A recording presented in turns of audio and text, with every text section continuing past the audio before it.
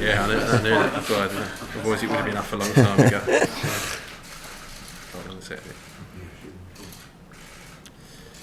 Let's go. Carl, hello. You've reached the 20 cap mark now for England. Do you see yourself as the established right back?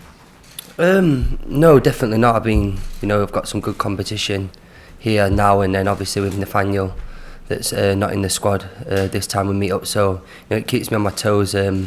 I try and work as hard as I can, day in, day out, to be the complete right back as I can be, and hopefully I'm taking steps in the right direction. Do you feel that you're improving as an England player? Because it's often said it takes about 20 games to really feel part of it all. Yeah, I feel, over the last 2 seasons I've really matured. I got a nasty injury that I think was probably, if I look back at it now, a godsend, that I got to look at my performance and how I was doing. And also things I could improve on. So I think I've matured a lot. I play at a young team in Spurs, and I'm probably one of the more mature heads there. And I've definitely played the most games there, so it's a big responsibility, but I seem to handle it well. Talking of Spurs, you come here as the only unbeaten team in the Premier League. There's 4 of you in the squad. I know Harry's injured. Can you use that to England's advantage, if you like? Maybe the feel-good factor and the confidence that you'd bring? Yeah, the Spurs boys that are here, we try and not stick together, but stick together on the pitch and try and bring our game from Spurs into England. Obviously, each team plays different, and the gaffiers wants us to play a certain way. But I feel having a good core of players that we've been at the Euros together as well has really helped. The togetherness in the team that we've got. This is a really promising young England squad. I suppose if there was a criticism at the Euros, it was mental fragility was a phrase that was used. Do you feel that if that can be cracked, that you can see this England team going to the next level? Yeah, I think we've got the quality in the dressing room is, it's frightening. I look around and, each player is, technically good, and I think as soon as we just start, gelling together and being a bit more, I think Eric Dyer said it, in the Euro streetwise, I think it'll be a lot more beneficial for England and for us as a group of players getting to know each other inside and out, really. As players, you've had the disruption now of this being the 3rd England manager in 3 games. How do you deal with it, and what have you made of it all? Yeah, I think it's one of them things. I think football, it's a crazy sport. Things do happen, but obviously when Sam was here, it was fantastic working with him. He was a great guy. We got along well, and the short period, the training was fantastic. Obviously, the FA has decided to do the agreement that they've done with him. So, as I say, Gareth's coming now. He seems great. It's his first time me meeting him in person. He's got vital experience in the game as well, something that I can take on as a defender, and just hopefully he can pass on his experience, in the game to us youngsters that are in the team, and hopefully it can push us on to the next level. John Stones was telling us that Gareth's been around doing one-to-ones with the players. Has he spoken to you? What kind of things has he said to you? No, he's just obviously told us to continue the form that we've been showing at club level, and just hopefully we can take that into the international stage, which is the biggest stage of all. Malta's going to be a different game to probably what we've played in the past. They're going to sit back and they're not going to really want to come at us, but we have to try and break them down. We have to try and be patient, and I think that's the key word, that it might take until hopefully not the 90th minute, but if it's a win, it's a win, and that's all I'm bothered about, winning games. And the team proved that last time out in Slovakia. You left it late, but eventually you got there. Yeah, I think that shows the character of us as well. Never to say die. It's not over until the final whistle goes, and I think that's what us as a group of players have took on board, from each other, willing to fight for each other for the full 90 minutes, and your rewards might come at the end of it. Did that game finally sort of bury the bad memories of Euro 2016, if you like? I say that because you were at Wembley, of course, this time for the first time since the Euros. Yeah, I've said it before that it's probably the lowest moment of my football career, what happened at the Euros, and it was good to finally put the England shirt back on, get out to a win as well, and kickstart the group with a win and 3 points on the board. Gareth Southgate has 4 games, of course. I mean, is that something that will really motivate the players to try and do as well as they can for him in that spell? He said that his ambition is, regardless of what happens in the future, that when those 4 games finish, England are top of their group. Yeah, I mean, I don't think no player wants to go out there and lose. It's a new manager. You want to perform, show him what you can do. Obviously, I think if you do perform, you keep the shirt, and that's what you want him to do. You want to get as many caps as you can for your country. So hopefully we can get the right result that we want on Saturday, and then come Tuesday we'll do the same again and see if we can get the same record that we did in the Euros qualifying stage. The youngest player in this squad is Marcus Rashford. Obviously, he was out there with you at the Euros. What have you made of his return and the kind of form he appears to be in at the moment?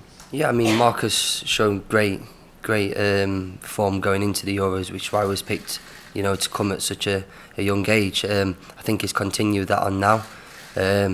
He's been fantastic for Manchester United, coming up with some important goals for them. And to say how young he is, he's a very intelligent player.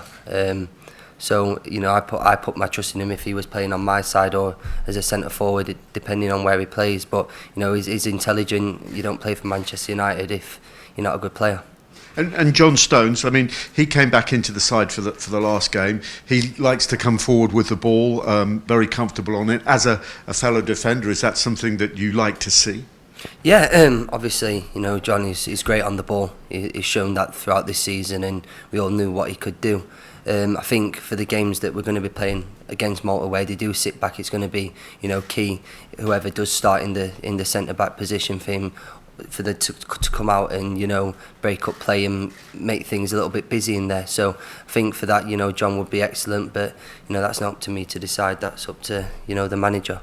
Sure. And Dele Alli, your Tottenham teammate, how big a year could this be for him, for England, and for his club as well, for that matter? No, I think it's vital. I mean, I can remember speaking on a personal point, that when I got the Young Player of the Year, to follow it on the next season, that's it makes you a good player or a very average player, and he's doing it tremendously well. For a young age, the weight he's got on his shoulders, he deals with it.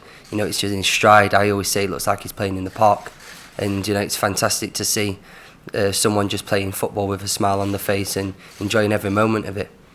Brilliant, thank you very much. Good question from Simon Johnson. Actually, hi Carl. Just following on from that, have you given Dele any advice actually on sort of how to deal with following it up and perhaps from your own experience of the difficulties you found with the pressure on your shoulders to do it again? Obviously we're in a completely different position. I make a mistake, it's probably going to end up in the back of the net, knowing the look that I had previously. But with Del, he's further up the field, he can express himself a little bit more. But I think he just needs to keep it simple sometimes, which the manager does tell him to. But when he needs to go and express himself in the final third, you can't have a go at the players for doing that, because more times than not it does come off, and we do get a lot of goals from that. So do you get the impression that he is handling the sort of expectancy? And he sort of started off the season relatively slowly, but for example at the weekend he was on fire, wasn't he? Yeah, I mean, we're only human. We can't be 10 out of 10 each week. Dele does fantastically well for Tottenham, and I mean the last game when he came on for England, I thought he changed the game, turning on the back foot and getting at people. So as I say, hopefully he can just continue his form for him and for England and Tottenham, and we can hopefully see big things from him. Do you get the impression he's more of a marked man, that opponents are sort of even dealing, sort of more players? Yeah, I think everyone's going to do the homework on him. He's a threat, so as soon as someone's a threat, you're going to do the homework how to stop them and stop them at source. But Dele's an intelligent boy. He's not stupid. He's actually, as we say before, he's streetwise. He looks like he's playing in the park, and he does seem to get away from people in tight situations. And he's got the the cleverness to bounce off people. If he needs to take a shot, then he does.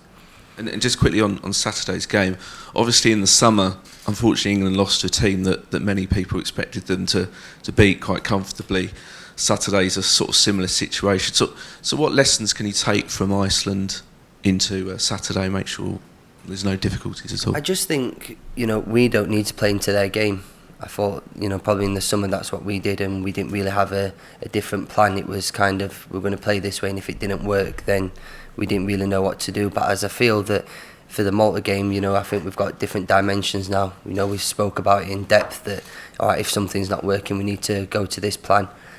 So hopefully, you know, us as players on the pitch need to take control of that. If we don't find that it's working, we need to, you know, step in and put our authority on it, really. I was going to say, if an early goal doesn't come, is it key not to panic? No, it's definitely, I mean, it's patience, just as we did in the last game. You know, it came in the 90-odd minute, and, you know, it's 3 points on the board at the end of the day, and that's all that counts. And is that message you sort of like for the fans as well, like to just, if the goal doesn't come, just to bear with you guys and yeah, get I think beyond? you know you have to be patient. It's not about rushing it, because as soon as you rush it, you start making mistakes, you know, and then it's more pressure on you. So I think if you just keep calm, stick to what we believe in, you know, trust the players around us, then I'm sure we'll be fine on the night. Thank you. You talked about how down you were after the Euros. With 5 of you being in the Tottenham squad that were with England in the summer, what role did Mauricio Pochettino play in trying to help rebuild you guys mentally? Because obviously he's got the duty of care for you for most of the year. Well, you know, I got a short break and I spent some time with my family, you know, my sis and my 2 little boys, and it kind of takes a little bit of the pain away, but it was still in the back of my mind. Obviously, when I got back from Tottenham, you know, the gaffer, he put his arm around us all, you know, we had a little chat, and I think that it was a good learning curve for us. You know, he says, you know, things do happen in football. You know, now you come back to your club and hopefully you can put it right, you know, at the club and start a good season. And when you go to England, try and, you know, do what we did against Slovenia and do that. Was there a bit of strength and unity amongst all of you Tottenham players to help yourselves get over it? Yeah, I mean, we pulled together as well. I mean, we're a very close bunch of, you know, lads. We do things outside of football as well. So I think we had to put it behind us as professionals, because we've got a Tottenham hat on, and we don't want to take anything into season for that. But we had to put it behind us, and I think now the only way is up. Thank you very much, guys. Cheers, thank you. Thanks a lot, thank you. Just a reminder, this is embargoed until 6 AM tomorrow morning.